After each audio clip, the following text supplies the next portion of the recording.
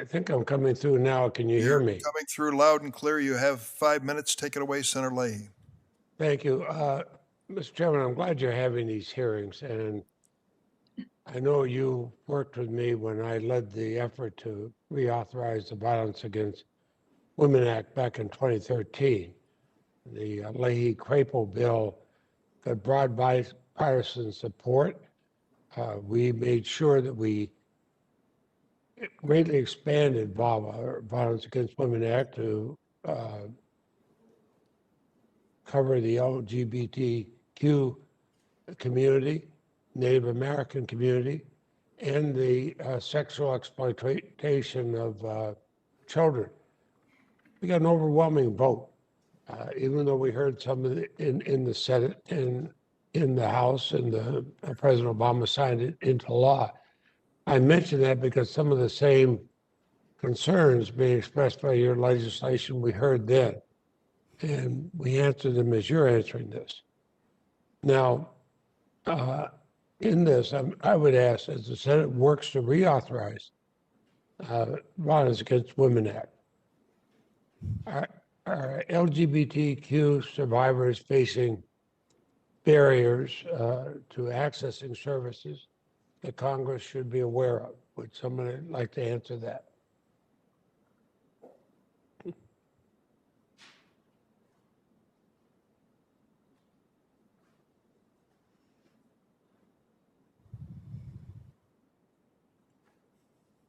While we're waiting for somebody to come back with an answer on that, I'd also ask, because I chair the Senate Appropriations Committee, and I want to ensure that the non-discrimination provisions of VAWA translates to funds that are reaching LGBTQ survivors of violence directly and effectively. They have. Senator Leahy, this is Alfonso. David. I'm happy to answer the question that you posed about VAWA. I was on mute. Go ahead. And also, would you talk about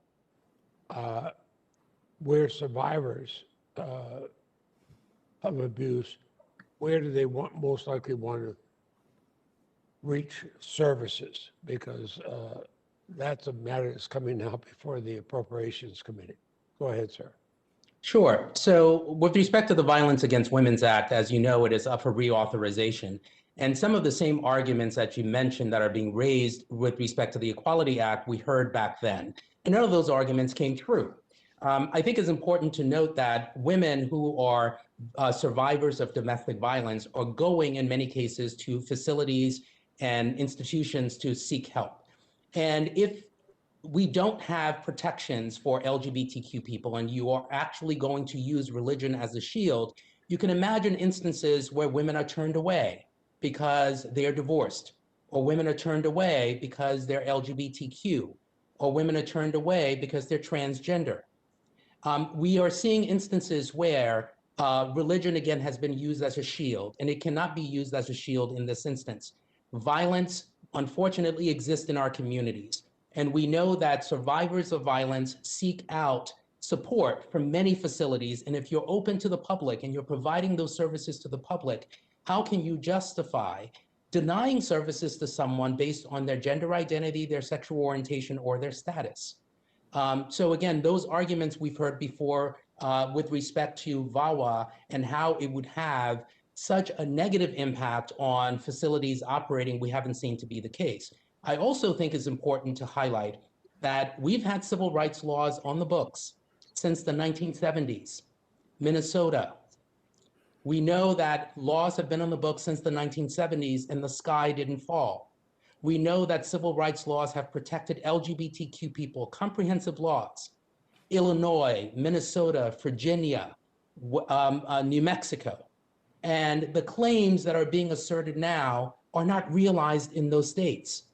So as I said before, I think it's important as we talk about policy to make sure that our policies are being driven by fact, not by fear, because we've heard the fears, and we know that those fears were not materializing in those states.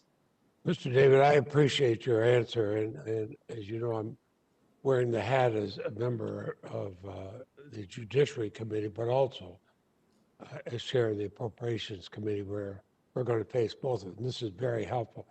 In the time I have left, I'm going to put my other questions in the record, Mr. Chairman, but I'd like to ask a question. I saw Stella Keating on here before, and direct this question to her because in Vermont and across the country, the pandemic has posed unique challenges to survivors of domestic violence and sexual assault. The Pride Center in Vermont reports the number of survivors seeking services has doubled during the pandemic. And for LGBTQ youth, particularly in rural areas, it's been difficult to get help. So, Ms. Keating, let me ask you, first of all, thank you for being here. And speaking out as you did, I listened to your testimony earlier. Can you talk to us about the challenges you've experienced during the pandemic and how specialized programs for transgender teens could and should help? Thank you for your question, Senator.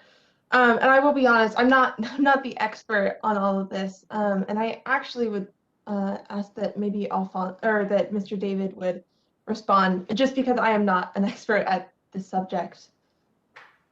Well, is it true that the number of survivors seeking services doubled during the course of pandemic in Vermont?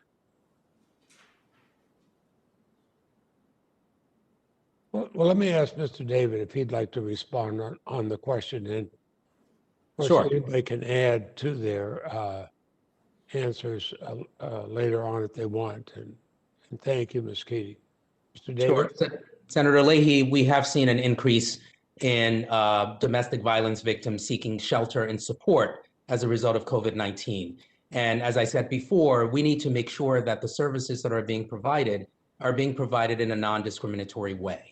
Unfortunately, in some states, 29 states in this country do not have comprehensive legal protections. So if you live in one of those states and you're LGBTQ and you're a victim of domestic violence, you may face discrimination in trying to seek out resources and services.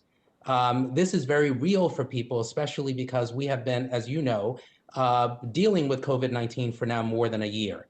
So that is a very real reality for people, and we're seeing an increase in the number of domestic violence victims that are seeking support and shelter.